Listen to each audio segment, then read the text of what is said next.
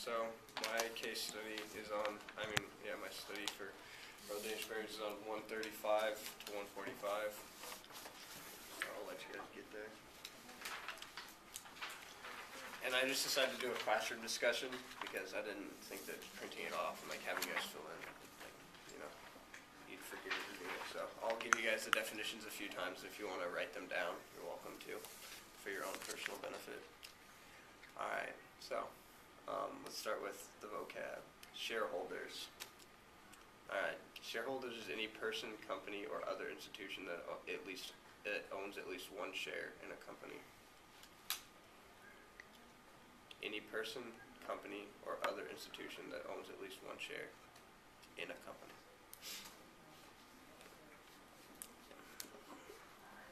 Not to be confused with stakeholder, because some of you guys made that mistake early on. Okay, the next one is relocation, and it's really easy. It's to move or establish business in a new place. To move or establish business in a new place.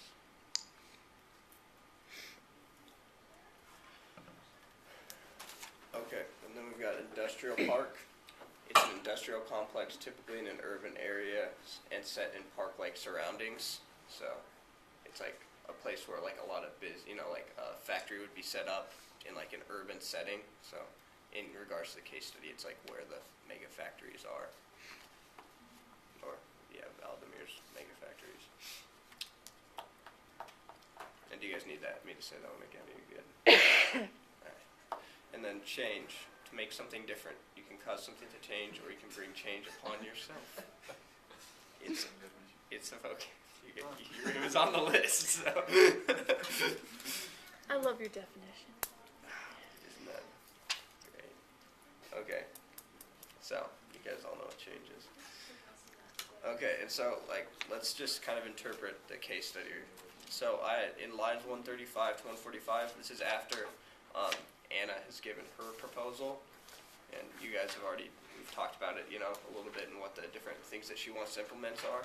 And so now we're at the point where it's Valdemir's counter proposals, and it's almost like my lines are almost like he's not offering any counter proposals yet. It's almost why he doesn't like Anna's proposals.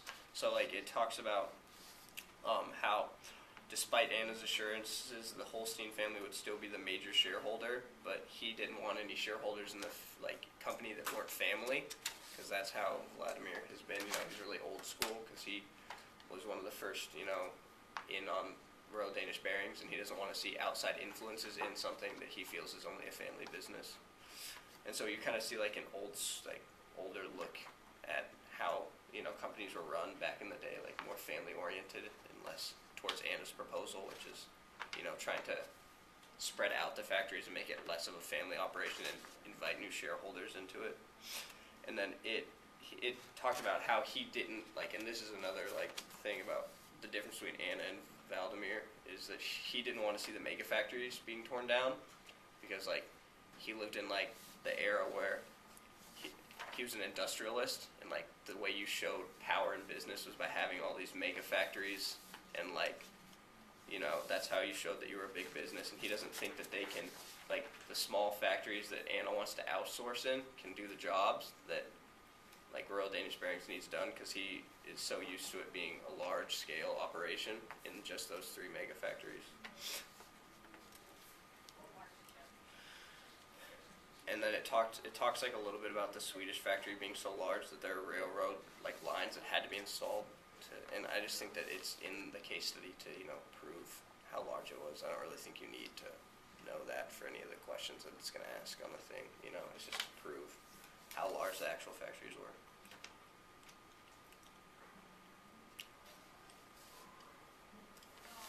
And it talks about how he doesn't think, once again, that outsourcing the factories to industrial parks in Mombo or Sao Paulo would accomplish the same things that his mega factories could do. So that's one of his base worries, And these are just when you look at Valdemir's worries in this paragraph or whatever, these lines that we've gotten here, it's almost he doesn't back any of his stuff with any data. It's he just feels this way, and it's obviously because he's from a different age. Like, it's not like he's like looking at it and like, he says he doesn't feel like the factories could do the same jobs, like the smaller ones, but really it's not like he's like looked at any data and it's proven that they couldn't, you know?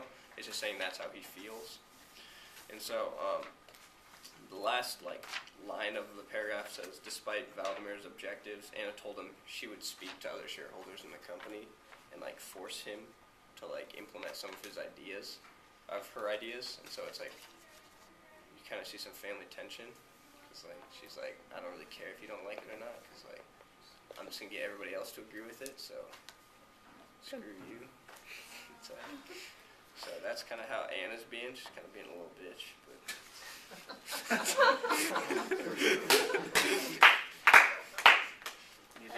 needed to be said, so. It's on still recording. I know, and it's right in the middle, so I can't even cut it out. To all the viewers out there on YouTube. Maybe other schools will watch this. Yeah. What is Bronte letting her students? Probably. And so then he just asks her if he can come up with a counter proposal, but my lines don't deal with that, so Okay. we're not gonna worry about it. And so I've got just a few questions for you guys to just have a class discussion. Don't write them down or anything. It's really free in here. It's just Free might work for you, but maybe not everybody else. okay, well they can write them down if they want. I'm not gonna stop you guys. So how about you guys analyze with me why it would be important to someone like Valdemir Holstein to keep decision making inside like the family and not allow outside shareholders? Why would that be important to somebody like Vladimir Voldemort?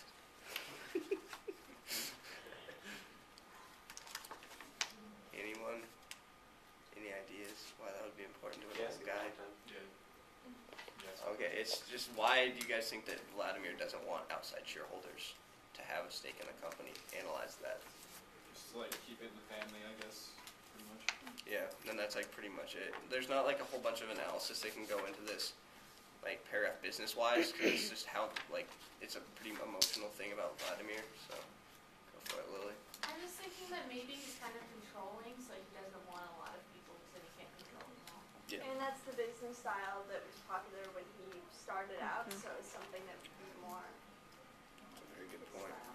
And he's been like the company head for like 45 years, so he's not going to just want to let that go away. What I really like that Parker's brought up is how like the size of his industry and the capacity is really a show of his success, and so there's a lot of ego tied into this.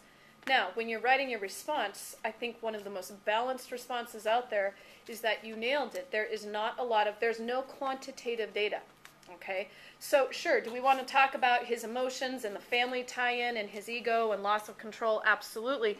But you guys also need to be pointing out that at this point with the case study alone, there's no quantitative data, and that the best decisions made use both quantitative and qualitative. That's good.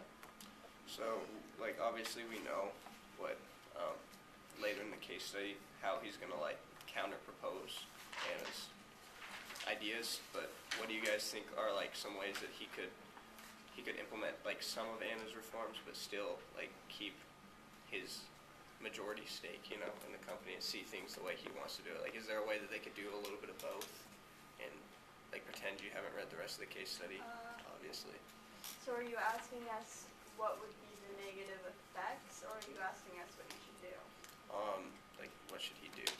I guess would be more of the thing. Like what his ideal. Yeah, like what would be the ideal counter proposal?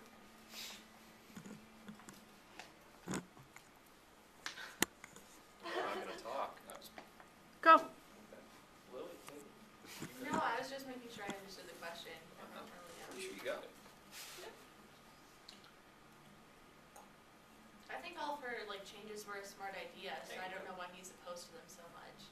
Yeah. But that's because I just don't understand like where he's coming from as much, I guess. Her And that- concepts just make more sense to me. Yeah, and that's like a good point because we're that way too. You know, it's like we don't have a connection to real Danish bearings, and it's almost like we're more towards Anna's side because she just came in, didn't have to work and like hire these people or whatever, and Vladimir like does and like more like thinks of him as his family and stuff. So I don't know. Good. I guess another thing is it doesn't mention it in there, but I don't think Vladimir like wants to have to lay off all those people. Yeah. Mm-mm. Well, and since he did have a paternalistic leadership style, that means that he feels responsible for his employees. So laying off a bunch of people kind of goes against that whole philosophy Right. he stood behind for 45 years. Kaylee, what were you gonna say? Well, I just think it goes back to like the generation gap and how like the belief system is completely different now. Mm-hmm. And so like we're more like go future, looking into the future and like not caring what we're leaving behind, rather than like the old style where like it's more family ran and like Right. yeah. You know, and I think that when they wrote this, definitely the people, the guy, Paul Huang, I think is how you say his name, who wrote the test. Really stereotypical. Read the books.